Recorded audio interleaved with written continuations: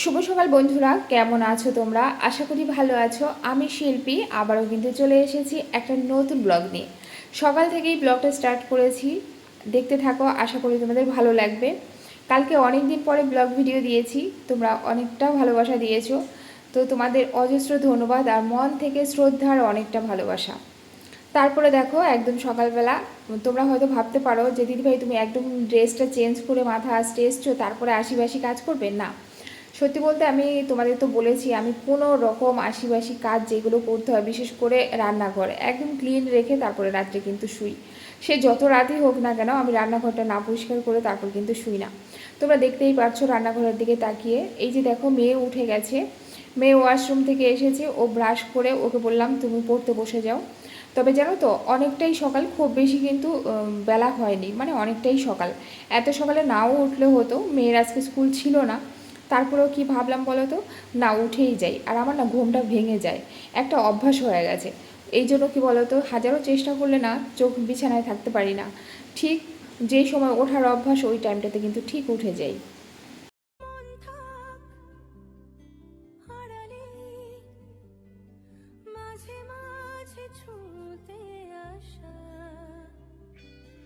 জানি হাত বাড়ালে ধরা দেবে ভালো।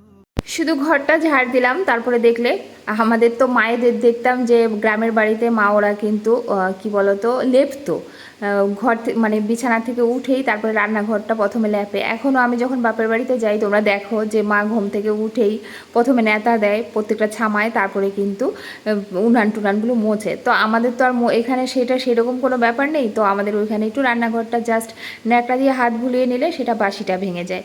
তো সেগুলো সেরে চলে আসলাম আর উপরে চলে আসছি, কারণ কালকে রাত্রেই দিয়ে রেখেছিলাম মেশিনে অনেকগুলো জামা কাপড়। তো জামা কাপড়গুলো ভাবলাম মেলে দেই সকাল সকাল। আর জানো তো সকাল থেকে একটু গুড়ি গুড়ি গুড়ি গুড়ি একটু বৃষ্টি ভাব আছে আজকে। তো যেহেতু সকাল থেকে একটু একটু বৃষ্টি পড়ছে ওই জন্য ভাবলাম সকাল সকাল দিয়ে যাই, তাহলে কি হবে, তো ভালো হবে, তাড়াতাড়ি শুকিয়ে যাবে। উপরে যেহেতু এসেছি ভাবলাম ঠাকুরের বাসনগুলো একটু ধুয়ে নিই, যার জন্য দেখো ঠাকুরের বাসনগুলো একটু ধুয়ে নিলাম আর হালকা করে একটুখানি মুছে নিলাম। পুরো ঘরটা এখন মুছবো না, ভাবলাম স্নানের পরে মুছবো। কারণ আমার মনে আছে আমার একটা দিদিভাই আমাকে বলেছিল যে শিল্পী সবসময় ঠাকুর ঘরটা স্নানের পরে মুছবে, ওই জন্য হালকা একটু বাসি ভেঙে নিলাম, কিন্তু স্নানের পরে আর একটু মুছে নেব। আর দেখতে পারলে মেয়ে এখানে পড়তে বসে গেছে আর আমি দেখো এখানে চলে এসেছি একদম। তারপরে দেখো স্নান করে নিয়েছি। সত্যি বলতে স্নানটা কেন সেরেছি, সমস্ত কাজ যেহেতু কমপ্লিট হয়ে গেছে তো ভাবলাম একটু স্নান সেরে নিই। তো স্নানটা সেরে তারপরে এই যে দেখো একটুখানি জল খেলাম, এবারে কিন্তু রান্নার দিকে যাব। আর সকালে দেখি কি রান্না করি, কালকের অনেকটা ডাল অলরেডি রয়ে গেছে, আর দেখি একটু আলু ভাজবো। ভাবলাম ওই ডালটাকেই যদি পারি একটু গরম করে সকালবেলাটা খেয়ে নেব, দুপুরবেলা আবার নতুন করে একটু ডাল করব, অল্প করে করব। ডালটা না আমার বড় মেয়ে বেশি খায়, যেহেতু ও ঘরে নেই আমার না ডালটা করলেও অনেকটা বেশিই থেকে যায়। তোমাদের দাদাভাই শুধু দুপুরে খায়, সকালে একটুখানি খেলে খায়, না খেলে না খায়। তো এই জন্য ডালটা না এখন করলে পরে অনেকটাই বেশি থেকে যায়। এবার থেকে ভাবলাম 1 কাপের বেশি ডাল আর করবো না।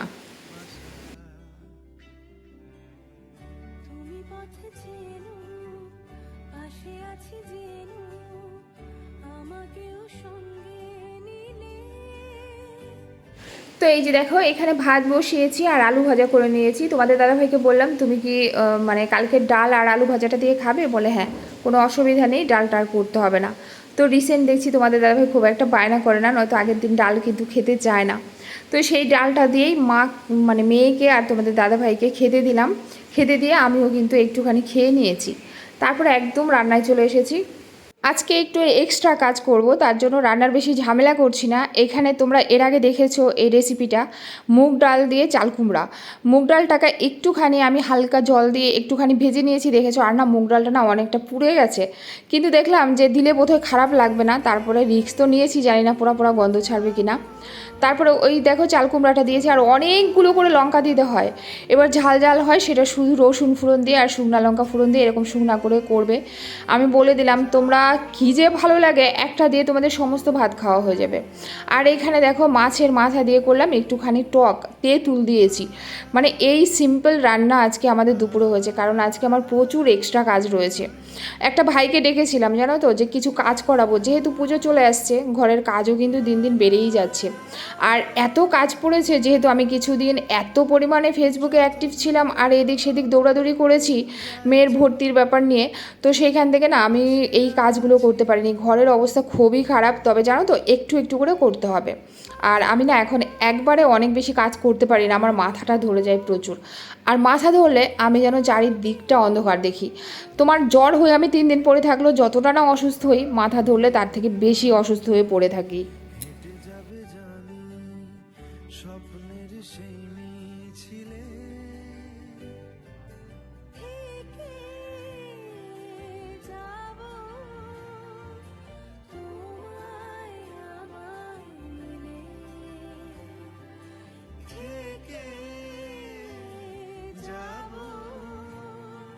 মেয়ের রুমটা যতই পরিষ্কার করি না কেন, বুঝতেই পারো বাচ্চা মানুষ পড়তে বসে, এই জামা কাপড় ছড়িয়ে রাখে, বই ছড়িয়ে রাখে। তো মেয়ের রুমটা মোটামুটি ক্লিন করে তারপরে চলে এসেছি এই যে এইখানে। আর রান্নাঘরের আমি তোমাদের কাছে থেকে দেখাবো যে এই ওয়ার্ড্রোবগুলো কী পরিমাণে নোংরা হয়েছে। সত্যি বলতে দূরের থেকে তোমরা ক্যামেরায় হয়তো বুঝতে পারো না, জাস্ট দেখো। এইগুলো এখন আমি কেরোসিন দিয়ে তারপর ডোলো ডোলো মুছছি। তবে জানো তো হালকা হাতে, কিন্তু কসবাই দিয়ে বেশি জোরে দাগ দেওয়া যাবে না, তাহলে কিন্তু ক্র্যাক পড়ে যাবে। তো হালকা হাতে দিয়ে তারপরে সেগুলোকে কি বলো তো একটা শুকনো ন্যাকড়া দিয়ে কিন্তু মুছে নিতে হবে। কালিগুলো তোমরা দেখেছো, মানে অস্বাভাবিক বলা হয় এটাকে, মানে অনেক বেশি নোংরা পড়েছিল, অনেক বেশি। তো এইটা করতে আমার প্রায় 30 মিনিট থেকে 1 ঘন্টা টাইম লেগেছিল। যাই হোক, এটা পরিষ্কার করে নিয়ে স্বপ্নের সে মানুষ সত্যি কি থাকবে পাশে। ঘুমেরও যাসে সব থেকে বড় ব্যাপার জানো কি, সকালবেলা স্নান করে তারপরে ঠাকুর পুজো দিয়ে তুমি যদি রান্নাটা সেরে ফেলতে পারো, তাহলে 10টার মধ্যে যদি রান্না হয়ে যায়, তারপরে তুমি দেখবে ঘরের হাজারো কাজ করলেও না সেটা গায়ে লাগে না, মনে হয় যে সত্যি একদম ফ্রি হয়ে গেছি। এখন তুমি অনেক কাজ করতে পারবে, তোমার মনে হবে না যে আমার পিছনে কোনো কাজ আটকে আছে। এটা একটা প্লাস পয়েন্ট। এই জন্য সবসময় সকালবেলা ঘুম থেকে উঠে যদি আমরা স্নান করে ঠাকুর পুজোটা দিয়ে ফেলি, তাহলে কিন্তু আমাদের অনেকটা সময় বেঁচে যায়, সাশ্রয় হয়, প্লাস আমরা অনেক রকম এক্সট্রা কাজ করতে পারি। আর আমি জানো তো এই কাজগুলো, এক্সট্রা কাজগুলো এইভাবেই করার চেষ্টা করি, তাহলে খুব একটা গায়ে লাগে না। আর রান্নার পুজোটা হচ্ছে আমাদের ফ্যামিলির একটা কী বলতো ইম্পর্ট্যান্ট জিনিস, যেটা কিনা না করলে না হয়। তো এই দুটো জিনিস হয়ে গেলে কিন্তু এইগুলো আমি ধীরে সুস্থিরেও করতে পারি। এই যে দেখো, এবার এই সিঁড়িগুলো না খুব একটা মোছা হয় না, 2তলার থেকে একদম 3তলার 4তলা অবধি ওই সিঁড়িগুলো খুব একটা মোছা হয় না। আর যেহেতু মোছা হয় না, এত নোংরা হয়, এত নোংরা হয়। এবার কী বলো তো, আমি রোজ পারি না, তোমাদের কাছে আমি একদমই বলবো না যে আমি রোজ করি। সত্যি বলতে আমি তোমাদের কাছে যে ডেলি লাইফস্টাইলটা শেয়ার করব, সেটা আমার যেই রকম লাইফস্টাইল আমি সেই রকমই, এক্সট্রা কিছু তোমাদের দেখানোর চেষ্টা করব না। আর কাজগুলো আমি ঠিক যেইভাবে করি সেইভাবেই তোমাদের কাছে শেয়ার করার চেষ্টা করব। তাছাড়া আমি ওইভাবেই চেষ্টা করেছি তোমাদের এত বছর ধরে, ওইভাবেই আমি কিন্তু আমার ডেলি লাইফস্টাইলটা শেয়ার করার চেষ্টা করেছি।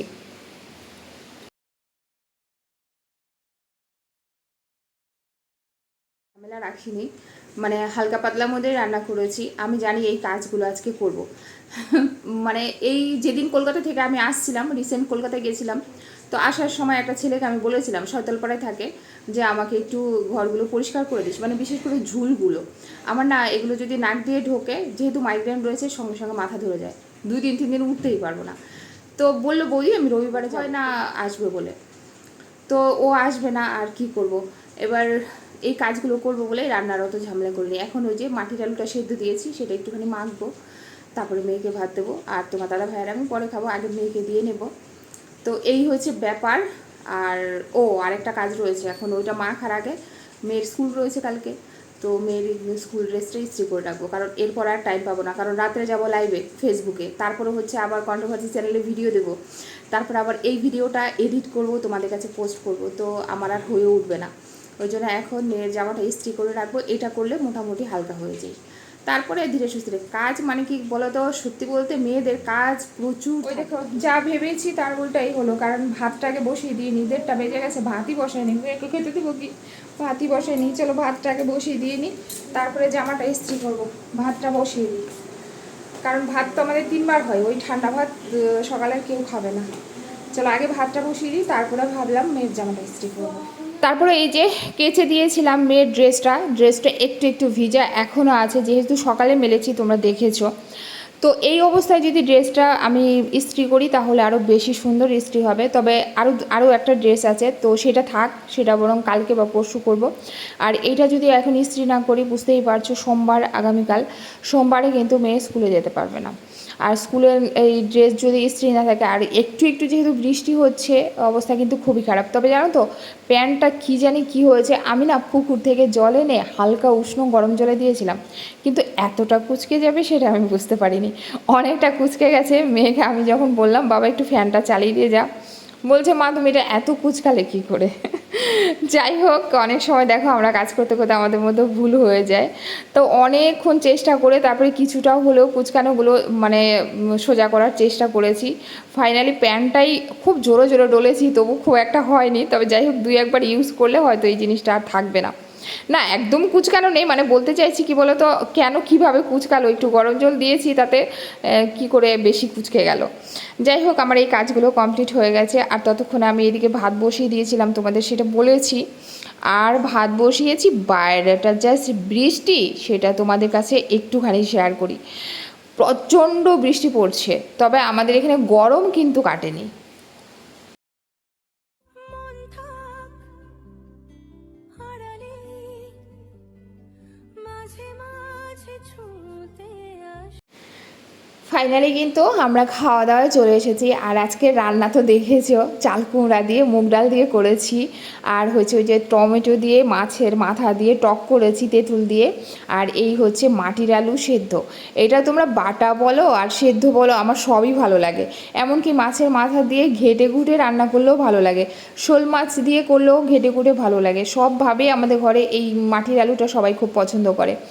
অনেকে ওল বলে বোধ হয়, না মাটির আলু আলাদা হয় জানি না। এটা কিন্তু পিছলা হয় না, ওলটা বোধ হয় একটু পিছলা টাইপের হয়, তাই তো। যাই হোক, এটাকে এখন মেখে দিচ্ছি। আর গরম ভাতে কিন্তু দারুণ লেগেছিল, তোমাদের মানে বুঝাতে পারবো না যে কতটা টেস্ট লেগেছিলো খেতে। অসম্ভব টেস্ট লেগেছিল এই মাটির আলু মাখাটা। আর আমাদের ঘরে জানো তো, তোমরা একটা জিনিস খেয়াল করবে আমার ব্লগগুলো দেখতে গেলে, আমি একটা বাটা বা একটা সেদ্ধ কিছু সাথে রাখবো, কিংবা একটা ভাজা, নয়তো আমি ভাতই খেতে পারি না। তবে হ্যাঁ, আজকে না অনেক দিন পরে ভাবলাম টমেটো দিয়ে যে ঝোলটা করেছি তেঁতুল দিয়ে, ও মাই গড, সেটা দিয়ে কিন্তু সুন্দর ভাত খাবো আজকে। মেনুগুলো খুব সিম্পল, কিন্তু কি বলো তো আমরা দারুণ খেয়েছি। যেহেতু কালকে মাছ মাংস এত খাওয়া হয়েছিল, তাছাড়া অলরেডি কালকের মাংস, তারপরে মাছের ঝাল, সমস্ত কিছু রয়েছে। আর ডালটা তো দেখলে সকালে অনেকটা শেষ করে দিয়েছি, এখন অনেকটা রয়েছে। মেয়ের এক্সপ্রেশন দেখো, মেয়ে বলছে মা দারুণ হয়েছে কিন্তু মাখাটা। তো এই ধরনের খাবারগুলো আমার মেয়ে খুবই ভালোবাসে। তবে এই মেয়ে কিন্তু যাই দাও না কেন তুমি, মাছ ওকে দিতেই হবে, 1 পিস হোক মাংস আর মাছ। কিন্তু আমার বড় মেয়ে আমার সেই রকম না, মাছ মাংস আমার মতো একদমই খেতে চায় না, আমিও খেতে চাই না, আমার বড় মেয়েও খেতে চায় না। জানি হাত বাড়ালে ধরা দেবে ভালোবাসা। তারপরে দেখো মেয়ে এটা দিয়ে অনেকটা সময় খেলো, আর চাল কুমড়াটা নিতে চাইছিল না, আমি একটু জবরদস্তিই বলতে পারো চাল কুমড়াটা দিয়েছি। তারপরে আমি বললাম বাবা কেমন লাগছে, বলে মা দারুণ হয়েছে। তোমরা এই রেসিপিটা অবশ্যই কিন্তু ট্রাই করো, যারা করো না আর কি তাদের উদ্দেশ্যে বলছি। চাল কুমড়াটা এরকম কুচি কুচি করে কাটবে, মুগ ডালটাকে খুব সুন্দর করে ভেজে নেবে, ভেজে তারপর অল্প জল দিয়ে হালকা একটু মুগ ডালটাকে সেদ্ধ করে নেবে। বেশি সেদ্ধ হলে কিন্তু ভালো লাগবে না, একটু গোটা গোটা থাকবে, আবার একটু সেদ্ধ সেদ্ধ হবে। যেমন তোমরা মটর ডাল যেভাবে রান্না করো, একটু সেদ্ধ হয় আবার গোটা গোটা থাকে, ঠিক ওই টাইপে। অনেকগুলো করে কাঁচা লঙ্কা দেবে, আর কি বলো তো লঙ্কা দিয়ে আর হচ্ছে রসুন দিয়ে ফুরন দেবে। তোমরা খেয়ে দেখো, দারুণ লাগে দারুণ লাগে। এই রেসিপিটা আমি আমার মার কাছ থেকে, আমার দিদির কাছ থেকে শিখেছি। ওরা অনেক আগের থেকেই করে, বাট আমি খুব বেশি দিন থেকে করি না। ফার্স্ট দিন যখন আমি বাপের বাড়ি থেকে এসে এখানে তোমাদের দাদাভাইকে করে দিলাম, বলে তুমি এটা কী রান্না করেছো, দারুণ হয়েছে। তো ওই জিনিসটা এখন আমার বড় মেয়েও খুব ভালোবাসে। আর আমরা চাল কুমড়া মানেই ওইভাবে মুগ ডাল দিয়ে শুকনা শুকনা করে করি। আর এই যে দেখো তেঁতুল দিয়ে, তারপরে হচ্ছে মাছের ঝোল টক, কী যে ভালো লাগে খেতে জানি না। আমাদের পছন্দগুলো হয়তো বা অনেকের থেকে ভিন্ন, জানি না, হতে পারে আবার একও হতে পারে। অ্যাকচুয়ালি ভাতটা ছিল প্রচুর গরম, তোমরা দেখেছো, নামিয়ে সাথে সাথে দিয়েছি না, আর তরকারিটা দেওয়াতে মেয়ে মুখ উল্টে দিয়েছে। যাই হোক, তোমাদের কাছে কোনো রকম ফ্রুটের আর বিকেলে নেওয়া হয়নি, একদম চলে এসেছি কী বলো তো রাত্রে, যেহেতু অনেকটা বৃষ্টি হচ্ছে আর তোমাদের দাদা ভাই যাবে হচ্ছে নাইট। তো আমি বললাম যে একটু খিচুড়ি করব, বলে হ্যাঁ ভালোই তো হতো। তো ভাবলাম গোবিন্দভোগ চাল দিয়ে একেবারে একটু রসিয়ে কষিয়ে একটুখানি খিচুড়ি করি। সবজির মধ্যে রয়েছে পটল, রয়েছে বেগুন, রয়েছে হচ্ছে একটু মিষ্টি কুমড়া, ব্যাস যথেষ্ট একটা খিচুড়ির জন্য। আমার মনে হয় না এর থেকে বেশি সবজি দেওয়ার প্রয়োজন আছে বলে। যাই হোক, একটু গরম মশলা, গোটা গরম মশলা, একটু তেজপাতা, একটু পাঁচফোড়ন আর শুকনো লঙ্কা দিয়ে, আদা দিয়ে বেশ ভালো করে মশলাটাকে কষে নিয়েছি। আর তোমরা তো জানো মুগ ডালটা অলরেডি আমি ভেজে ধুয়ে রেখে দিয়েছি। এবার চালের সাথে ধুয়ে তারপরে দেখো সবজিগুলো একটু দিয়ে দিচ্ছি। সবজিগুলো একটু কষিয়ে নিলে খেতে একটু বেশি ভালো লাগে। আমার এই যে কড়াইটা না, এই কড়াইটা কিন্তু অনেক বড়, তোমরা কতটা বুঝতে পারছো আমি জানি না। তোমাদের দাদাভাই এই কড়াইটা এনেছে 3,500 টাকা দিয়ে। আর কড়াইটায় রান্না করতে যে কী আরাম তোমাদের বোঝাতে পারবো না। প্রায়ই তোমাদের দাদাভাই জিজ্ঞেস করে তুমি ওই কড়াইটাতে রান্না করছো না তো। আমি বলছি এত সুন্দর কড়াইটা আমার মায়া লাগে। বলে আরে বোকা, এটা তো রান্না করার জন্যই এনেছি, নষ্ট হয়ে গেলে আবার নিয়ে আসবো। কিন্তু ওই যে বলে না, আমি না একটা জিনিস, খুব ভালো জিনিস যদি ঘরে আনি সেটা না আমার ইউজ করতে খুবই কষ্ট লাগে। শুধু কড়াই নয়, আরও অনেক জিনিস আছে যেগুলো আমার ইউজ করতে খুব খারাপ লাগে। যাই হোক, দেখো ভালো করে কষিয়ে তারপরে গরম জল দিয়ে দিলাম, দিয়ে দেখো এখানে পরিমাণ মতো নুন দিয়ে দিলাম। একদম খিচুড়িটা সুন্দর ফুটে এসছে, তারপরে একটু ভাজা জিরা দিয়ে দিলাম, দিয়ে তারপরে এবারে ঘি আর গরম মশলা তো আগেই দিয়েছি দেখেছো। এবার একটু ঘি দিয়ে আর একটু চিনি দিয়ে তারপরে কিন্তু আমার খিচুড়িটা একদম রেডি হয়ে গেছে।